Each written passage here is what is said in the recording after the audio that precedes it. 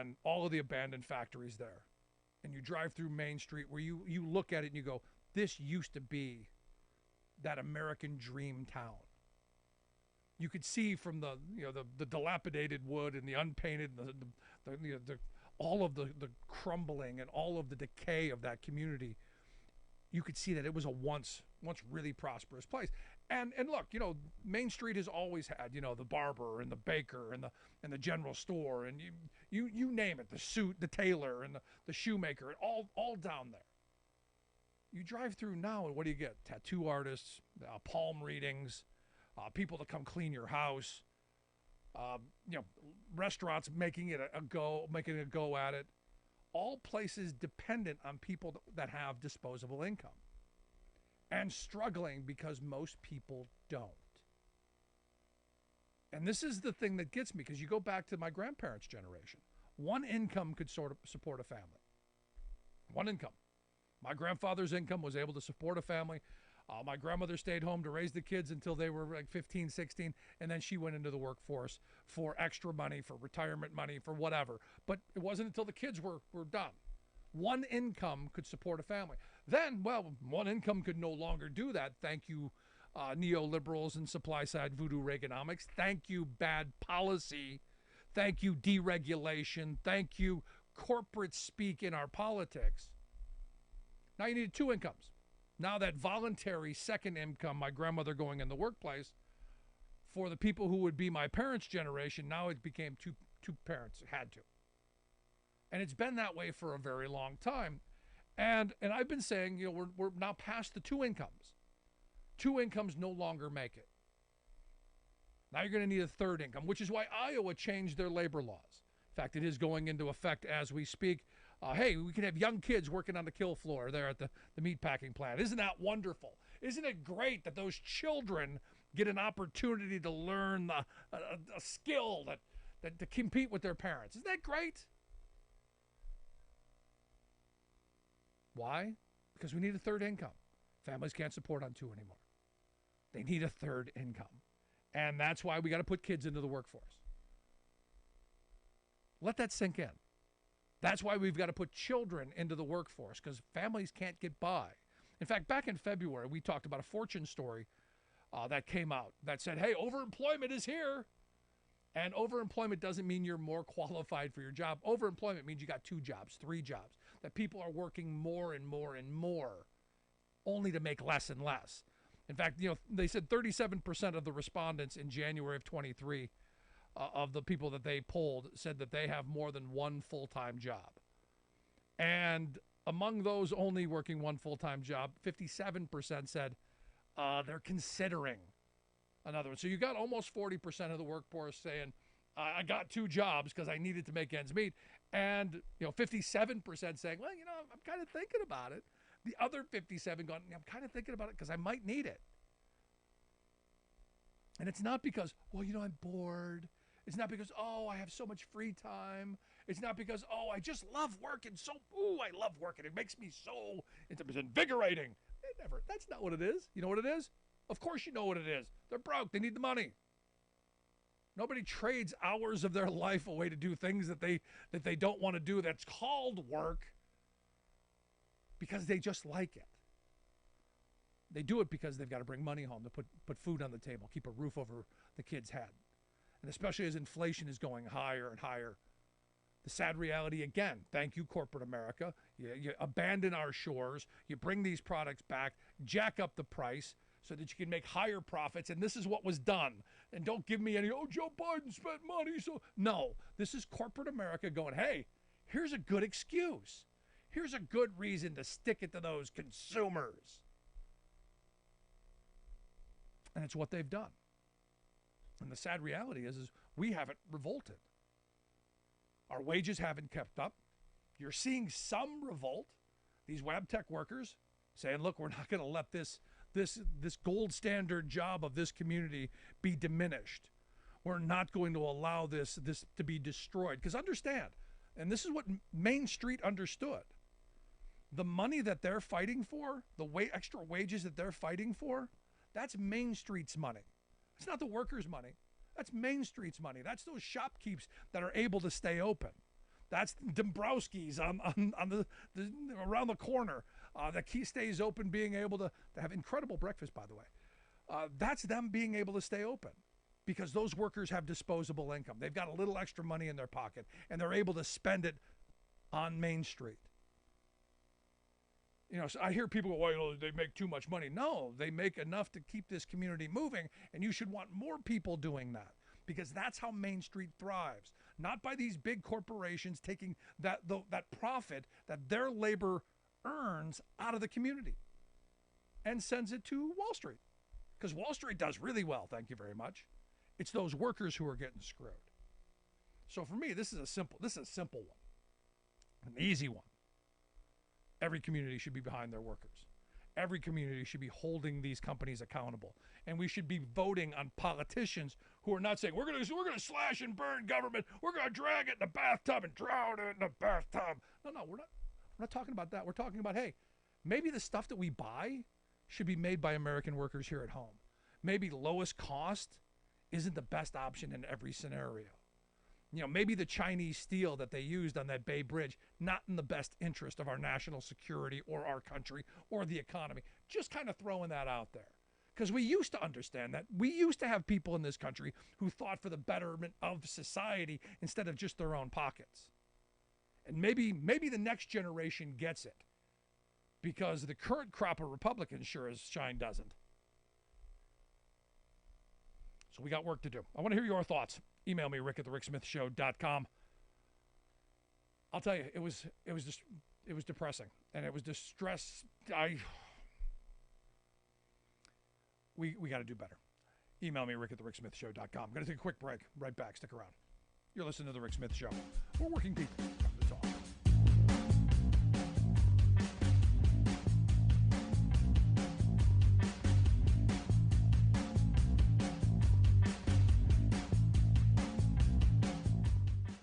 We are AFGE, the American Federation of Government Employees. We represent 700,000 federal and D.C. government workers who are the vital threads of the fabric of American life. We support our nation's military. We take care of our nation's veterans. We protect our nation's borders. We respond to our nation's crises and natural disasters. We provide services to our nation's seniors. The American Federation of Government Employees. We work for America. The phone lines are open. Give Rick a call at 1-866-416-RICK. That's 1-866-416-7425. We are AFGE, the American Federation of Government Employees. We represent 700,000 federal and D.C. government workers who are the vital threads of the fabric of American life. We support our nation's military. We take care of our nation's veterans. We protect our nation's borders. We respond to our nation's crises and natural disasters. We provide services to our nation's seniors. The American Federation of Government Employees. We work for America. Welcome back to the Rick Smith Show. Now, here is Rick Smith. So our quote of the day, and I generally try and stay away from quoting Turd Blossom, Karl Rove. He was quoted by Axios. I think we're at a point in our country's history where people are dying for a generational shift. The party that figures has the upper hand in the next, figures that out has the upper hand in the next election and in the next year. I agree with this. The people who figure out how to get the next generation on their side, the Zoomers. And I think Democrats are leaning in that direction. I think that's happening because of just how bad Republicans have been. Just how crazy they have been, especially the Supreme Court, how extreme that court has become. And I look to religion as the leading driver of real danger and crazy. Someone sent me this Watchman's Creed, and it is frightening. These are religious people praying. This is like a declaration of war by our good God-fearing Christian folk. This is the creed, and I gotta kind of read through this. It says, as a patriot of faith, I attest my allegiance first and foremost to the kingdom of God and the Great Commission.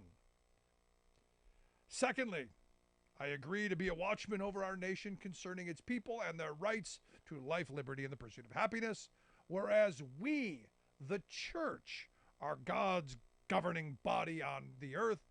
We have been given legal power from heaven and now exercise our authority. We are God's ambassadors and spokespeople over the earth.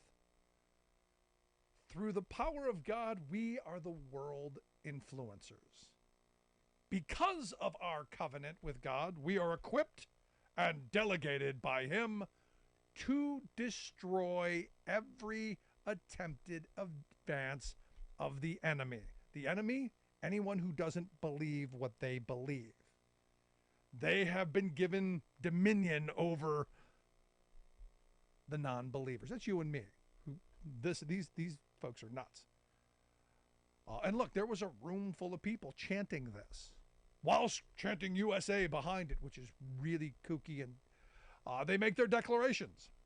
We decree that America's executive branch of government will honor God and defend the Constitution. We decree that our legislative branch will only write laws that are righteous, and constitutional. We decree that our judicial system will issue rulings that are biblical and constitutional. We declare that we stand against wokeness, the occult, and every evil attempt against our nation. You're kind of looking like an occult. We declare, and we now take back our God-given freedoms according to the Constitution. We declare that we take back influence at the local level in our communities. We decree that we take back and permanently control positions of authority, blah, blah, blah. And they go through this for a bit more. And you know, we're going to save a country. We're never going to take evil. We're going to do all this stuff. And I got to tell you, I'm reading this and I'm going, this is frightening. And it's the reason that people going to church is declining. It's the reason that people are walking away from religion, because the lunatics, the fringe, have taken over. And there's part of me that says, oh, it's okay. It's okay. That it's the reason church attendance is nosediving. But we're in a moment where the moderating effects of everybody else into these spaces is now not there. Same thing with our politics. The moderating voices of the center gone. And now you've got crazy. And this sadly what's going on in our religious spaces. Let's go to the phones. Got Alice on one. Alice, what's your thought? They're all whack jobs. Okay. No, they are. It's scary. Yes. Our local ones in the neighborhood were going on and on about some of this nonsense over the weekend, and they were coming off. They're still stuck on Fauci and all this kind of stuff. And I said to them, I said, what does that have to do with anything? And they were, basically Fauci and his wife own all this stock, and they're in on the COVID thing. And I said, listen, because, I had a bad weekend. Let me tell you, you don't want to know about me in the flat tire with the lawnmower. So I was just like, I flat out told him, I said, you are being lied to. It's a bunch of conspiracy nonsense. Stop reading the Veritas Project nonsense. Stop watching Fox News and get a life, for God's sakes. But it is what it is, Rick. They're all crazy. I'm with you. There you go. Thank you, Alice. Appreciate it. Have a good evening. You as well. No, I've told the story of my friend who used to reach into the box of snakes. There are people who do this kind of stuff. And look, God bless them. Good for them. I hope it makes them happy. The problem is when they start coming into the public spaces saying that religion is going to, their faith, what they believe, is going to dictate for the rest of society what it has to believe. That's where, again, this line between religion and state, very clear and should remain very clear. But they understand. They understand power. And they talk about the seven mountains of influence being media, business, family, education, politics, arts and entertainment, and religion. And they are, the money from these groups are influencing all of that. and I would argue in very dangerous ways. They've got deep pockets. They want to take over education. They talk about groomers. Here it is. This stuff is groomer. This is groomer central. Be afraid. Want to hear your thoughts? Email me, rick@thericksmithshow.com. Got any questions, comments? Shoot me that email. Also, check out our website, thericksmithshow.com, where you can grab our podcast. Let's take a quick break. Right back. Stick around.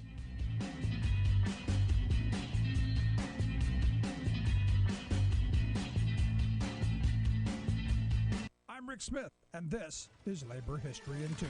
On this day in labor history, the year was 1937. That was the day Secretary of Labor Frances Perkins announced that sit-down strikes were unsuited to America and believed labor unions would abandon using the tactic altogether. Her declaration came in the form of an open letter to Republican Congressman William Ditter of Pennsylvania. In the wake of the Flint sit-down strike, he had insisted on clarification of her perspective towards sit-down strikes. 1937 had been rocked by a wave of sit-downs everywhere. Workers made huge gains using the tactic, especially during the historic GM strike in Flint, Michigan. During the strike, Secretary Perkins asserted that the legality of sit-downs had not yet been determined. In her open letter, Perkins noted that she accepted the opinion of the Third Circuit Court of Appeals. That court had just ruled that thousands of striking hosiery workers at Apex Hosiery in Philadelphia had acted unlawfully when they employed the tactic in their tumultuous strike weeks before.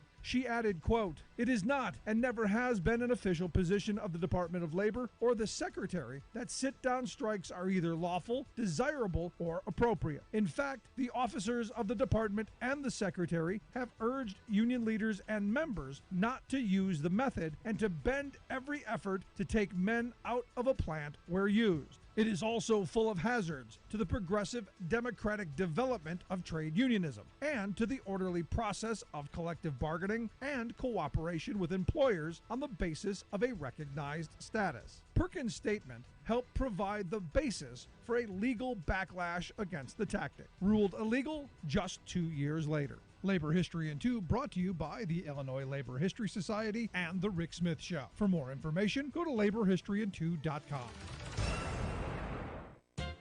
The political extremists demanding that government control every woman's personal reproductive decisions claim that they are pro-life. But that's a rhetorical fraud. Look at their overall policy agenda, and you will see that they are merely pro-birth. After that, adios, baby, good luck. They consistently join Republican lawmakers to kill public programs that deliver essential real-life needs to babies after they're born. Consider child care, a fundamental need in any society, yet the leaders of our rich, sophisticated nation that supposedly treasures family, work, and children have created a Menji system that literally is a crying shame, revealing that our society deliberately does not care for children. Here's reality for you. 98% of American workers are better paid than those we entrust to care for our children. Working at a nail salon, loading boxes at an Amazon warehouse, flipping burgers at McDonald's are jobs given more pay and respect than most child care jobs. This is not just a poor people's problem, for the lack of child care availability, affordability, and quality is a looming crisis for a majority of American families. Nonetheless, Republicans, enabled by corporate Democrat Joe Manchin, recently killed funding for a program to both raise worker pay and lower the prices families are charged. Such care is too expensive, squawk the same lawmakers who routinely dole out billions in welfare to corporate profiteers. But wait, the GOP has come up with a genius, low-cost solution. Relax safety and educational requirements for child care centers, as Iowa and Montana have already done, allowing 16-year-olds to provide care for up to 15 children each.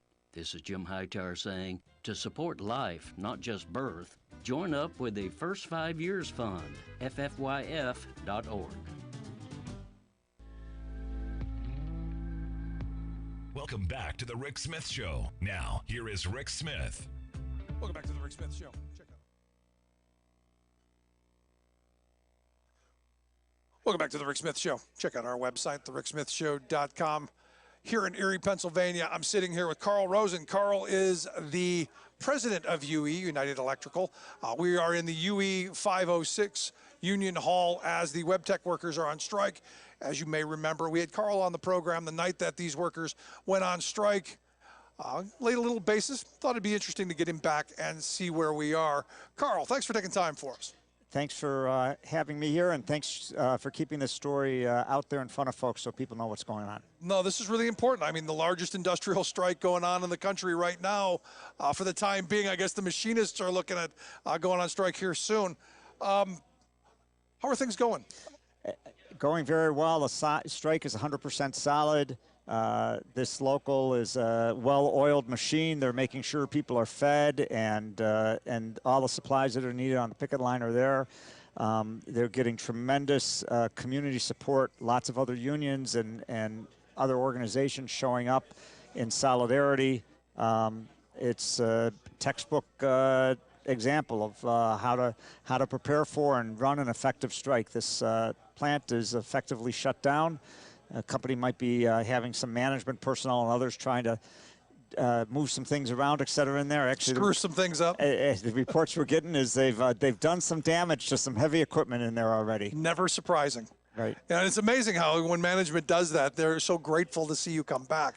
But here we are in this moment again, and nobody does a strike like you guys do. I got to be honest with you. Some of your members, some of the most militant members that I've ever met.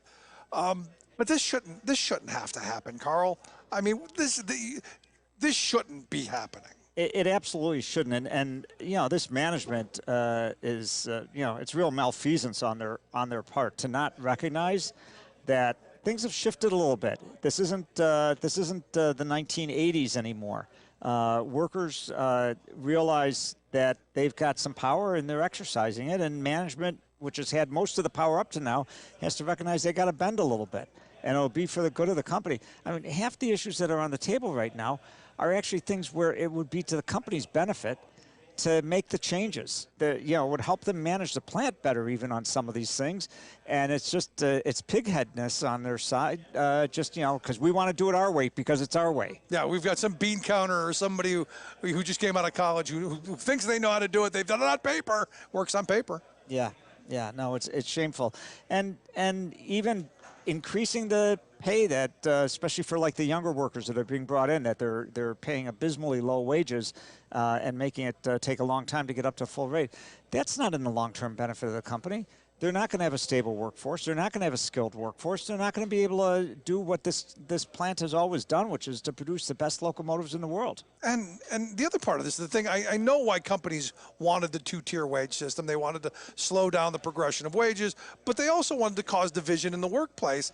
That doesn't work for them very well anymore. No. In fact, the support for the senior workers who have what's called the legacy rate is extremely solid to bring up the wages of those who've been hired in at lower starting rates. They don't want to be working side by side with somebody who's not getting paid a fair wage, and so it's one of the strongest issues out there that we see when we're talking to the members, when we're surveying the members.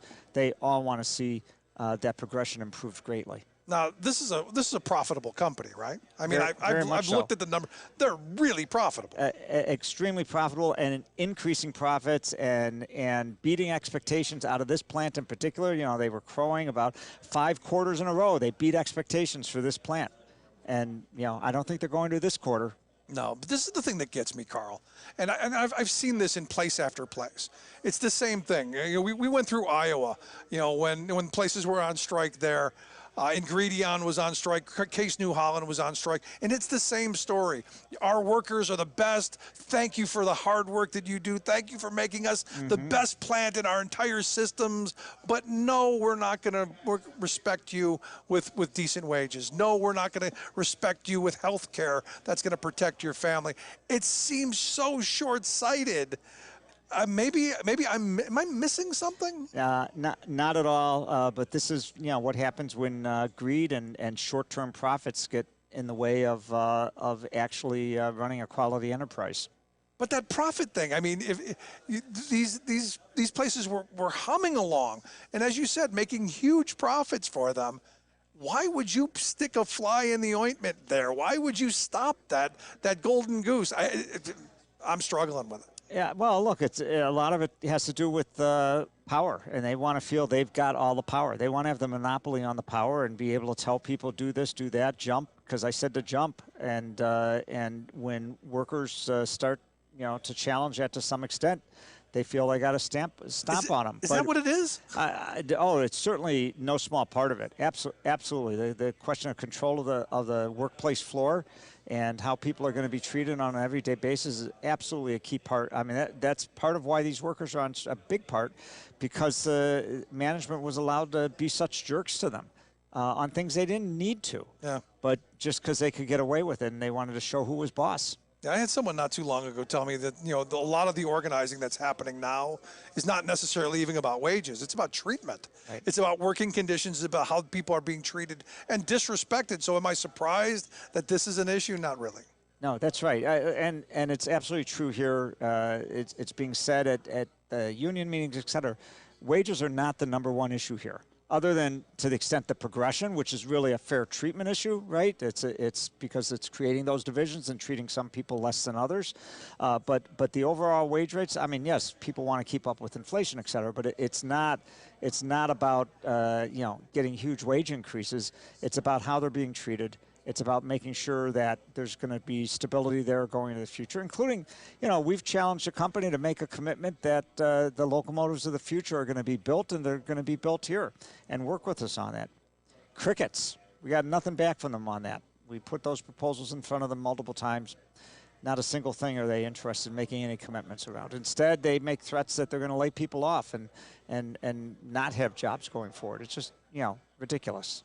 Yeah, I mean, and the thing is, I think of the UAW and the auto industry back in the 60s. Had the auto industry listened to the UAW and started building smaller cars and more fuel-efficient cars back in the 70s and in the 80s, they probably wouldn't have been in any of the problems that they're in now. Mm-hmm. And I see the same thing here. I mean, you're advocating for the future. They're sticking in the past.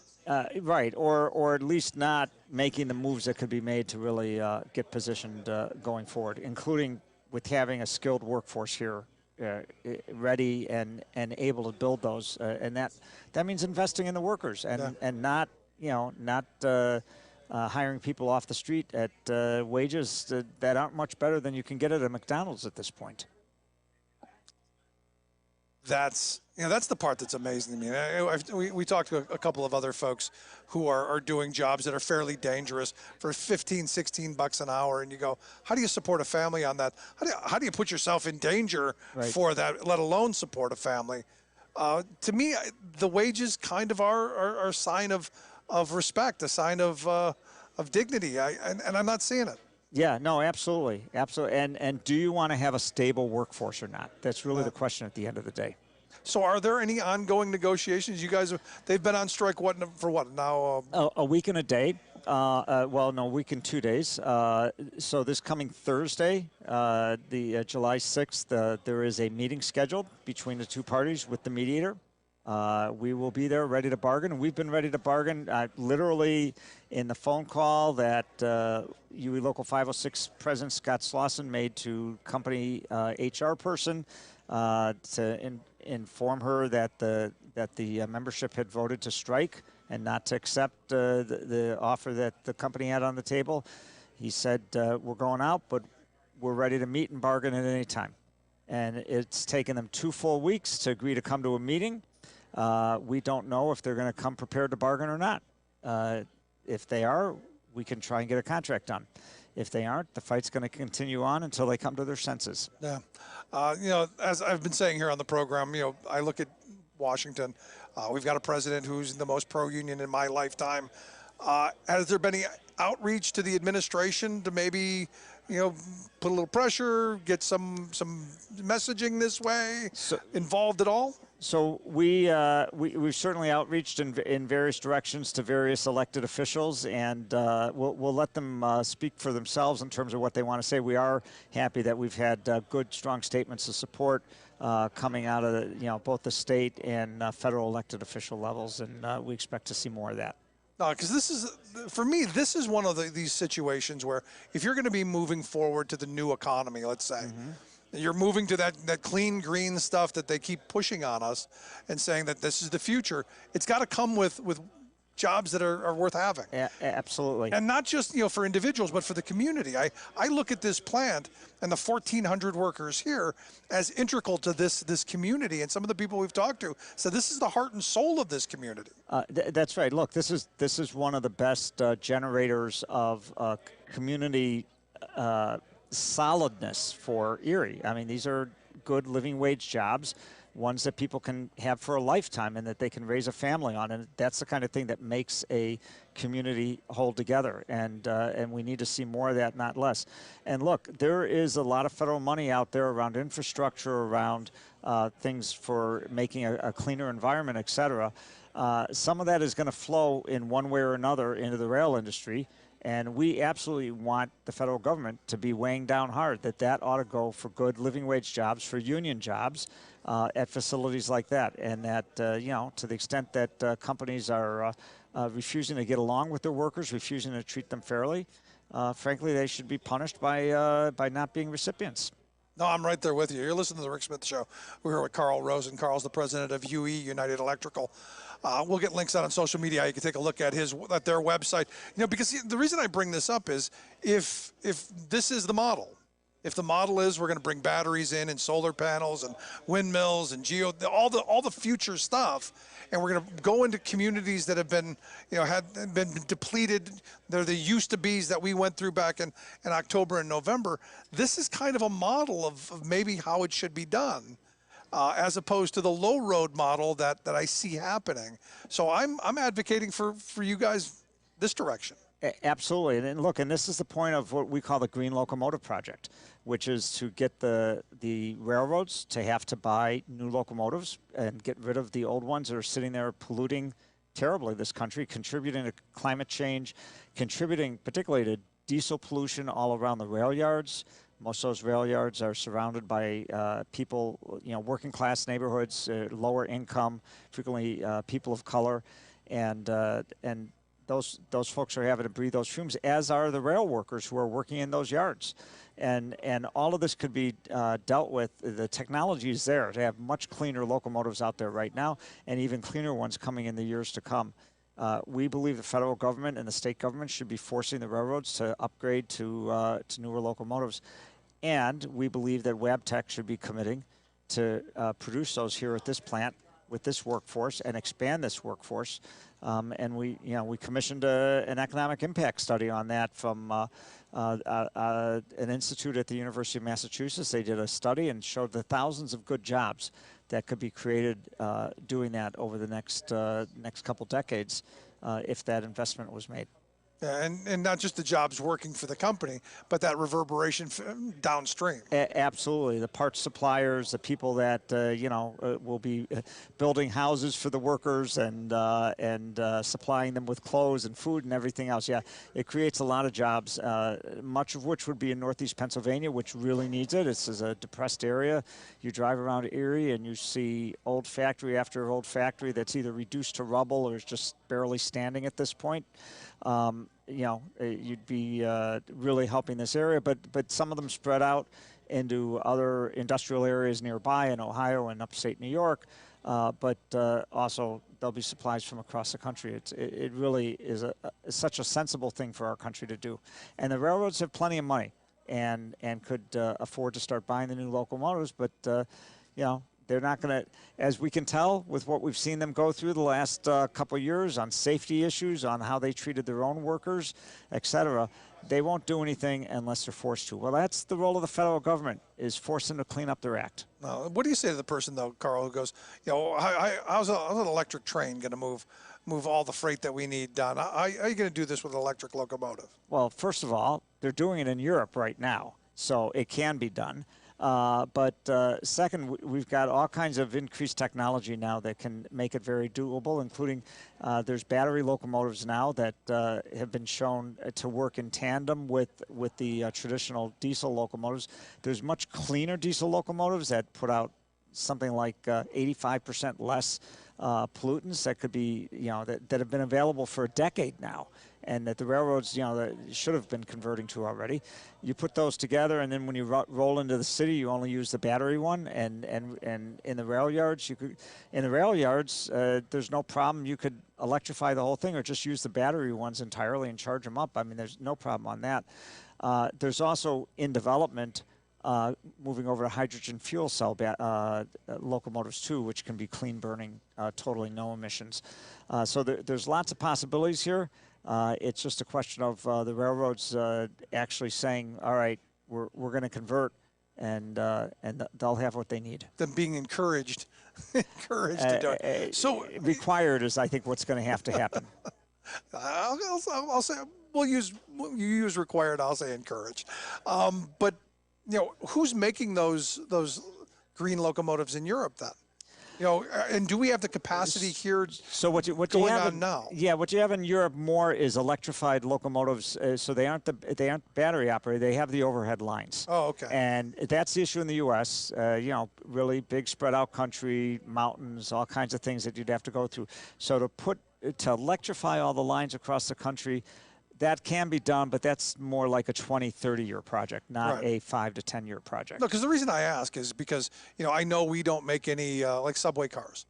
Any of the buses we struggle making. There's a bunch of stuff we don't make. You got Chinese companies that have come in and built plants that we're not doing, and I'm like, I don't want to lose this too. Does that make sense? Yeah, no, I mean, the technology's there, right? And the rest of the world is using a lot of this technology ahead of us. That's right, and there's no reason we can't be doing it in this country. Again, you have to have the market for it. You have the market for it when the big institutions, whether it be public transportation or private railroads or whoever else, when they're required to do this, and you do that through laws and government regulation. And I'm glad to say that the EPA right now has in front of them a rule that would allow the states to have a much higher level of regulation on train emissions, and California is moving on that. The railroads are probably going to go into court to sue to try to stop it. We need to fight back against that. And get this into effect. And we actually need the EPA to set stronger federal standards. And there's going to be a hearing in the U.S. Senate and one of the subcommittees towards the end of July that's going to go exactly into these issues. And we're glad to see that it's happening, and we're going to be participating in those hearings. No, that's great. I hope you'll come back and talk to us when that happens. But my fear, again, is we do all that stuff and the Supreme Court just shoots it all down. Well, and that's why we need it. We need a people's movement to make sure they can't do that. So let's bring this back to Erie and what's going on here, and how we move, how we get this done, how we get this over with, because nobody wants to be on strike. Nobody wants to miss a day, let alone a week or 2 weeks. What's it going to take to get this done, and how can we help move in that direction? Well, to get it done, basically, is for the company to get realistic about their proposals. We have nothing outrageous on the table on the union side, and they've asked us. Local management got nervous that a strike was coming, and they actually came and asked the union local what would it take. Tell us the things that you need in order to settle this. We gave them a list of 8 items, none of which were outrageous, and they looked at it, and they took it up the corporate ladder, and somebody up the corporate ladder said, no, don't give them a single one. And that's why we're on strike. If they could have moved on some of those or most of those, we wouldn't have ended up out there. Once you're on strike, things get a little more momentum. I think workers are going to be expecting more, even at this point. They understand their power, and, this company made a grave miscalculation. On the other hand, on your second question about what can people do to help, love to see people come out to the picket lines, drive by, honk. If you want to come and bring water or anything like that, people always appreciate that. Just help keep people going on the picket line and give them relief as needed. And I think that's all good, and statements of solidarity from other unions are always appreciated too. And we've had a good number of unions come out here already. We've got more coming, and it really is greatly appreciated. Good stuff. Good stuff indeed. I wish you guys the best. One day longer, one day stronger. I'm hoping that this is short, and I hope you get what you need. Okay, thanks so much, Rick. Carl, I appreciate the time. Carl Rosen, president of UE, United Electrical. Want to hear your thoughts? Email me, rick at thericksmithshow.com. Quick break. Right back. Stick around.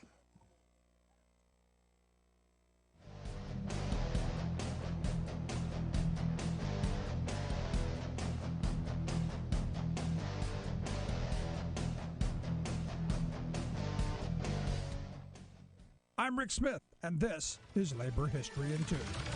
On this day in labor history, the year was 1835. That was the day that textile workers walked off the job at 20 mills in Paterson, New Jersey. But this was not a strike like we might picture one today, with burly men walking the picket line or women chanting as they carry picket signs. In Paterson, most of the strikers were children, ages 10 to 18. Many were young girls. Child labor was in high demand in the silk mills because of their small, nimble fingers. The children walked off the job because they wanted an 11-hour workday and a 6-day work week. They were tired of working 13 grueling hours a day, 7 days a week. Soon, their parents formed the Paterson Association for the Protection of the Working Class to support the strikers. There were no labor unions in Paterson back then. The company refused to negotiate. Women textile workers at other mills in the area also walked off the job. At its peak, 2,000 workers had walked out on strike. Finally, after 6 long weeks, the company agreed to a compromise. They settled on 5 12-hour days and 9 hours on Saturday. The children went back to work to a 69-hour work week. Strike leaders were blacklisted from the mills. This would not be the last time that child laborers took a stand on the job. In 1912, children workers were an important part of the famous Bread and Roses strike of Lawrence, Massachusetts textile workers.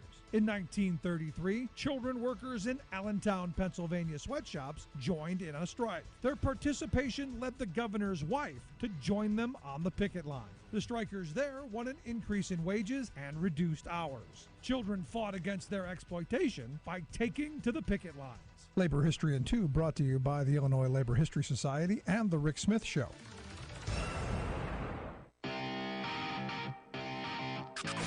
You're listening to The Rick Smith Show, where working people come to talk.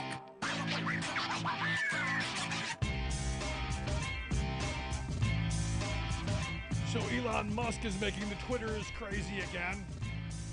And look, as I said from the beginning, I believe he bought Twitter specifically to destroy it, and he's doing a great job making me right. Whether that was the idea or not, he's doing a really good job. And he's making Twitter crazy. It's a cesspool now. There's nothing positive that comes out of it, other than crazy right-wing white nationalists and those folks having paid their $8 to get attention. That's what it's been. So what he's done now, and this is interesting, what he's done now is he's put in viewing limits. Originally it was if you had a verified account, that means you were paying him. You could read 6,000 posts a day. You could read your followers' posts, and some people read that many. If you were an unverified account, which I'm never giving him a dime, you could only see 600 posts a day. And if you're a new unverified account, which means you're new to Twitter and you're not paying Elon Musk, you can only look at 300 a day. Well, that made people upset, and it got him a kind of a bad name. So he said, no. What we're going to do is we'll soon increase it to 8,000 for verified, 800 for unverified, and 400 for the new unverified. Because we're making this big thing. Now, what's interesting is not that his justification is accurate. He said that the reason he was doing it is because, how did it put? The reason I set the view limit is because we are all Twitter addicts and need to go outside. He said, I'm doing a good deed for the world here. Also, that's another view you just used. The reality here is he broke Twitter and doesn't know how to fix it. He fired a bunch of people who have no idea how to deal with the traffic. So have you ever, it's like if someone docks you, you get, all these out of service errors because you don't have the servers to keep up. They fired all the people who knew where the servers were and knew how to route all this traffic to ensure it doesn't go down. That's why he's doing it. But, oh, no. It's because I care about you, and I want you. Get out of here, you moron. And look, somebody will buy it. Somebody will buy it. Just like how he suggested that voting rights should be limited to parents. No longer white land-owning males. No, parents, because they have a stake in the future. That's the argument. They care about their kids, care about the future. Only parents should be allowed to vote. And I guess his other argument, this would encourage people to want to be parents. So let me ask you, if someone with 10 kids, they get 10 votes? Crazy religious people would want that. It's coming next, I guarantee it. It's going to take a quick break. Right back, stick around.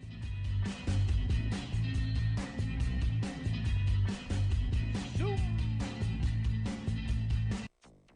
Canada's wildfire season is now officially the worst ever recorded. Canada's fires shatter records, sending smoky air back to the U.S. and to Europe. Intensifying rainstorms pose hidden flood risk across U.S. Plus, to remove PFAS from public water systems across the country is an enormously expensive endeavor. 3M settles another lawsuit over forever chemicals in municipal drinking water systems. All of those toxic stories and more straight ahead from BradBlog.com. I'm Brad Friedman. And I'm Desi Doyen. Stand by for 6 minutes of independent green news, politics, analysis, and snarky comment. They want to take away your washing machines and your dryers. Nope, they don't. They don't want to give you any water for the washing machine. Also a lie.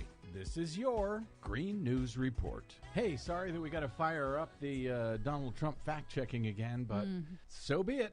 What do you have for us today, Desi Doyen? Well, smoky summers may be our new normal in the U.S. Air quality is again plummeting for millions of Americans, this time in the upper Midwest and Northeast, due to smoke from Canadian wildfires. This week, Chicago...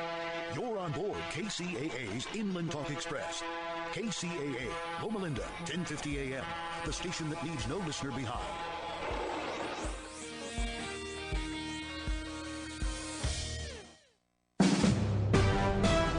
NBC News Radio, I'm Lisa Taylor. 10 people are dead and nearly 40 are hurt after 3 mass shootings in the U.S. over the 4th of July holiday. The shootings happened in Fort Worth, Philadelphia, and Baltimore earlier this week. President Biden is once again calling on lawmakers to tighten America's gun laws. A 9